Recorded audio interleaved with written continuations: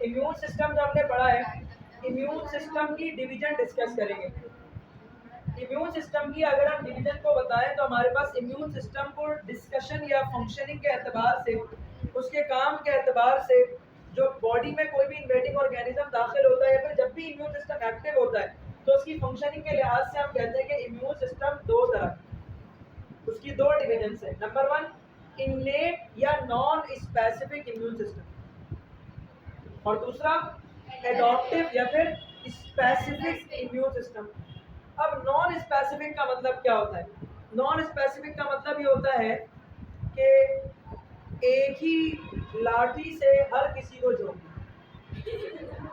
एक ही लाठी से हर किसी को झोंकना, मतलब चाहे अच्छा हो, बहुत अच्छा हो, बुरा हो, बहुत ही बुरा हो या बहुत ज्यादा बुरा हो, सबके लिए एक ही तरह का एक्शन, सबके लिए एक ही तरह का एक्शन। जैसे सुबह 8 बजे स्कूल में बता दिया गया कि जो इंटर नहीं होगा उसको डंडे पड़ेंगे। अब उस दिन टॉपर भी आ जाए वो भी धुलेगा, फेलियर भी आ जाए वो भी धुलेगा, इंतहाई फारिग बच्चा आ जाए वो भी धुलेगा, और बस मिडिल ऑफ क्लास पर्सन आ जाए वो भी धुलेगा।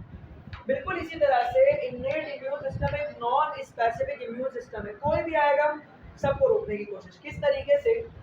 अब इन्नेट इम्यून सिस्टम को हम ये कहते हैं कि भाई ये बॉडी के अंदर दो तरह से डिफेंस प्रोवाइड कर रहा है, दैट इज कॉल्ड, मतलब ये समझ लो कि इन्नेट इम्यून सिस्टम के बैरियर्स है। सही है, इन्नेट इम्यून सिस्टम के क्या है? बैरियर्स है, कि पहले कौन एक्ट करेगा फिर कौन एक्ट करेगा। तो आप सबको पता है कि बॉडी के बाहर क्या मौजूद है? स्किन। आप सबने सुना होगा अगर कहीं कट लग जाए तो उस वुंड को कवर किया जाता है। सही है, वुंड को कवर क्यों करते हैं? ताकि वो वुंड हील हो और वहां पर इन्फेक्शियस पार्टिकल्स ना लगे और वो जगह सेप्टिक से या वो जगह मजीद इन्फ्लेमेशन से या वो जगह पर सेकेंडरी इन्फेक्शन से आप बच जाए, जिसको आप लोग आम जुबान में बोलते हो कि जख्म पक गया है। सुना है ना, कहीं पर कट लगा हो वहां पर हवा लगे, पानी लगे, केमिकल लगते रहे, मिट्टी लगे, सही है, आलूदा चीजें लगती हैं तो वो जगह क्या हो जाएगी? पक जाती है। तो आप उसको क्या करते हैं? अगर ड्रेसिंग प्रॉपर करें और कवर करके अगर उसको रखें तो वो क्या रहता है? सही। इसका मतलब ये हो गया कि जब तक स्किन कवर है तब तक इस जगह से कोई माइक्रोबियल एक्टिविटी अंदर की तरफ जाकर नहीं हो सकती, कोई भी माइक्रो ऑर्गेनिज्म दाखिल नहीं हो सकता। और अगर कोई माइक्रो ऑर्गेनिज्म जाना चाहता है तो स्किन पहले रप्चर होगी तो वह यहाँ से इजीली दाखिल हो सकता है। तो फर्स्ट लाइन ऑफ डिफेंस मतलब सबसे पहले बॉडी के बाहर बाहर जो चीज मौजूद है जो कि बॉडी को डिफेंस प्रोवाइड कर रही है वो क्या मौजूद है? स्किन। स्किन के बाद माउथ को ओपन करते हैं, जो अंदर लाइनिंग वगैरह मौजूद है, सही है, that is called mucous membrane. तो फर्स्ट लाइन ऑफ डिफेंस जो आपके पास है, आपकी बुक में इस चीज को ऐसे एक्सप्लेन किया गया कि सबसे पहले बॉडी में जब भी कोई ऑर्गेनिज्म दाखिल होने की कोशिश करेगा, जब भी कोई भी पैथोजन बॉडी में जाने की कोशिश करेगा तो सबसे पहले उसको रोकेगा कौन? इन्नेट इम्यून सिस्टम रोकने की कोशिश करेगा। इन्नेट इम्यून सिस्टम में सबसे पहले कौन काम करेगा? फर्स्ट लाइन ऑफ डिफेंस काम करेगा। कैसे काम करेगा? आपकी जो स्किन है, जो म्यूकस मेम्ब्रेन है और जो सीलिएटेड एपिथेलियम है। अब ये सीलिएटेड एपिथेलियम कहाँ पर है? नाक से हवा तो अंदर दाखिल हो जा रही डायरेक्ट, तो यहाँ तो कोई स्किन का बैरियर नहीं है, लेकिन अंदर क्या है? म्यूकस मेम्ब्रेन है। और अंदर चले जाओ तो जो सेल्स हैं, ये 9 में आप लोगों ने जो न्यू बायो की बुक पढ़ी है उधर आपने पढ़ा होगा कि इस तरह के सेल्स मौजूद होते हैं जिनके ऊपर सीलिया मौजूद होता है। तो they are called ciliated epithelial cells. इनका क्या काम होता है? ये भी एक्ट कर रहे होते हैं as an immune system part. कैसे?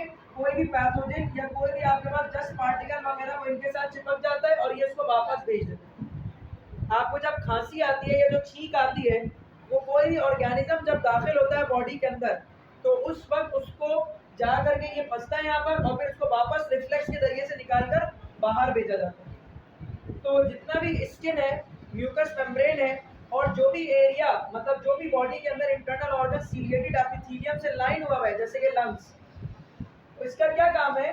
फिजिकली तौर पर, मतलब कोई केमिकल प्रोड्यूस नहीं कर रहे, फिजिकली तौर पर मतलब अपनी अपीयरेंस के जरिए से, अपनी मौजूदगी के जरिए से बॉडी को क्या प्रोवाइड कर रहे हैं? डिफेंस प्रोवाइड कर रहे हैं। तो फर्स्ट लाइन ऑफ डिफेंस, कोई पैथोजन आ जाए, कोई मिट्टी के जरात आ जाए, कोई कार्बन पार्टिकल्स आ जाए, कोई जहरीले हवा में पार्टिकल्स आ जाए, कोई डस्ट पार्टिकल आ जाए, कोई माइक्रो ऑर्गेनिज्म दाखिल हो जाए, कोई फर दाखिल हो जाए, कोई आपके पास बारीक सा कोई सॉलिड पार्टिकल अंदर दाखिल हो जाए, स्मोक पार्टिकल दाखिल हो जाए, कोई भी जाए, रोकने के लिए सबसे पहले कौन खड़ा हुआ है? इन्नेट इम्यून सिस्टम का कौन सा part? First line of defence. और उसमें भी सबसे पहले कौन है? फिजिकल। और साथ में कौन एक्ट करता है? केमिकल। अब फॉर एग्जांपल आपने कुछ खाना खाया, उसके अंदर, अब यहाँ स्किन तो नहीं है, खाना जो खाया, खाने के साथ जहर भी शामिल होकर अंदर चला जा सकता है। तो खाने के साथ कोई पैथोजन या माइक्रोबियल एक्टिविटीज वगैरह अंदर चली गई, स्टमक में प्रोड्यूस होता है HCl, जिसका काम है माइक्रोबियल एक्टिविटीज को खत्म कर देना, खाने में जितने भी बैक्टीरिया वगैरह उसको किल कर देना। तो डायरेक्टली सबसे पहले जो बैक्टीरिया बॉडी में दाखिल हुआ उसको कहाँ मारा गया? स्टमक के अंदर HCl की मदद से। उससे पहले उस बैक्टीरिया को कहीं पर भी रोकने की कोशिश नहीं की गई। खाने को छान के लेके जाओगे स्किन से, डायरेक्टली मुंह में दाखिल करोगे और सीधा अंदर जाएगा ना भाई। तो जो HCl है, इसी तरह से माउथ में मैंने आपको बताया हुआ लाइसोजाइम प्रोड्यूस होता है, जो कि एक्ट करता है डाइजेस्टिंग एंजाइम के तौर पर, और साथ में प्रोटेक्ट भी कर रहा होता है, प्रोटेक्शन दे रहा होता है, बैक्टीरिया वगैरह को किलिंग का प्रोसेस फंक्शन परफॉर्म कर रहा होता है। माउथ में म्यूकस, जो स्लाइवा आपके पास प्रोड्यूस हो रहा है, जो म्यूकस आपके पास प्रोड्यूस हो रहा है, ये सब क्या है? ये सब एक तरह से वो केमिकल सब्सटेंसेस हैं जो कि पैथोजन या माइक्रोबियल एक्टिविटीज वगैरह को बॉडी से बचाने के लिए काम आते हैं। इनमें वो एंजाइम्स मौजूद है जिन एंजाइम्स के जरिए से HCl खुद एक ऐसा सब्सटेंस है जो कि डायरेक्टली किसको किल करने के काम आएगा? इन्वेडिंग ऑर्गेनिज्म को। जो भी बॉडी के बाहर से कोई भी ऐसी चीज जो बॉडी को नुकसान पहुंचा सकती है, उसको मारा जाएगा। तो सबसे पहले या तो कोई एक ऑब्जेक्ट जो बॉडी में ऑलरेडी मौजूद है अपनी फिजिकल अपीयरेंस को जाहिर करते हुए बॉडी को डिफेंस प्रोवाइड करेगा, या फिर जो केमिकल्स हैं वो अपनी मौजूदगी की वजह से बॉडी को डिफेंस प्रोवाइड करेंगे। तो इसको हम क्या कहेंगे? This is called as first line of defence of non specific, मतलब innate immune system. Second line of defence क्या है? मतलब सबसे पहले बॉडी के अंदर कोई भी ऑर्गेनिज्म दाखिल होगा तो इसको इन दो बैरियर्स का सामना करना पड़ेगा। सबसे पहले बाहर से दाखिल होने की कोशिश करेगा तो स्किन और म्यूकस मेम्ब्रेन, और अगर माउथ या नेजल कैविटी से अंदर चला गया तो मुख्तलिफ केमिकल्स और एसिड्स वगैरह का सामना करना पड़ेगा। अगर बच गया, अगर क्या हो गया? बच गया, तो अब उसके बाद जो सिस्टम एक्टिवेट होगा इन्नेट इम्यून सिस्टम का, वो है सेकंड लाइन ऑफ डिफेंस की चीज। मतलब इन्नेट इम्यून सिस्टम से पार करके कोई ऑर्गेनिज्म अब इन्नेट इम्यून सिस्टम वाले बैरियर को क्रॉस कर चुका है, तो अब उसको खत्म करने के लिए बॉडी में कौन सा सिस्टम एक्टिवेट होगा? Second line of defence.